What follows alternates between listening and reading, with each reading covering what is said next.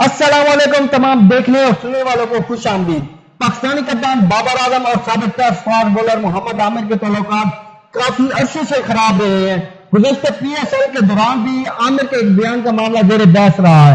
अब मोहम्मद आमिर ने बाबर पर होने वाली तनकीद को देखते हुए मौका देकर चौका लगाते हुए कौमी कप्तान और उनकी वनडे रैंकिंग में नंबर 1 पोजीशन को निशाना बनाया है। एक टीवी प्रोग्राम में गुफ्तगू करते हुए मोहम्मद आमिर का कहना था कि ICC रैंकिंग हर हफ्ते तब्दील होती है।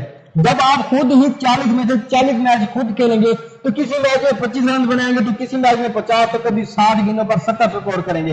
तो इस तरह रैंकिंग में आप ही पहले नंबर पर आएंगे।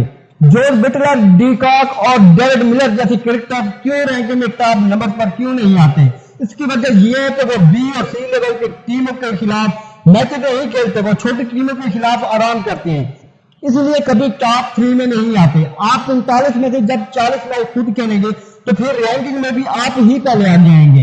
याद रहे कि बाबर आजम इस वक्त तमाम फॉर्मेट्स के टॉप 5 में मौजूद रहने वाले दुनिया के बेस्ट बैट्समैन है, जो वनडे में गुज़श्ता 22 साल से नंबर 1 है। T20 रैंकिंग में वो तीसरे नंबर पर और टेस्ट में चौथे नंबर पर मौजूद है।